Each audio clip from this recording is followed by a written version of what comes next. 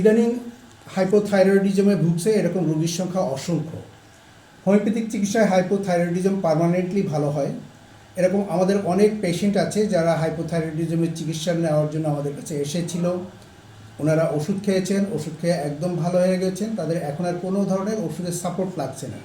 এমনই একজন পেশেন্ট আমাদের আয়ুব হোসেন। ওনার মুখ থেকে আপনি শুনেন। আপনি কেমন আছেন বলেন? আলহামদুলিল্লাহ ভালো আছি। আমার তো থাইরয়েড ধরা পড়ছিল 2000 সালে।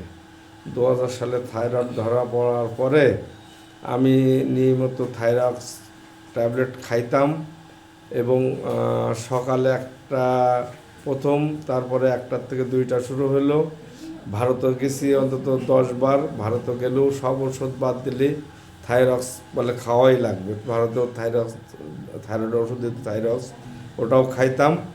খেয়ে এরকম প্রায় 7-8 বছর খাওয়ার পরে ডাক্তার হাসানুজ্জামানের কাছে আসলাম। এসে বললাম যে ভাই, আমার তো এই থাইরয়েডের এই অবস্থা, এই বৃত্তান্ত, সব ওষুধ বাদ দিলেও থাইরয়েড বাদ দেয় না, থাইরয়েড বলে খাওয়াই লাগবে। তো উনি আমার বললেন যে ভাই ঠিক আছে, আপনি আর থাইরয়েড আর খাওয়া লাগবে না, আপনি আমার ওষুধটা কন্টিনিউ অন্তত 6 মাস খান।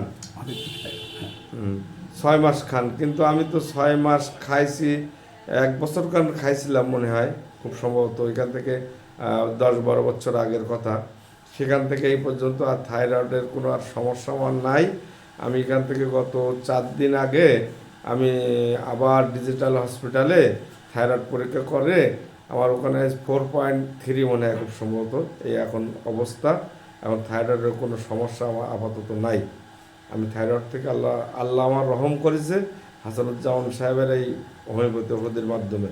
আপনি কি এখন আর আমাদের কাছ থেকেও থাইরয়েডের কোনো ওষুধ খাচ্ছেন?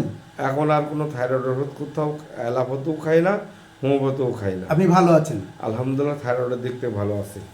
Thank you.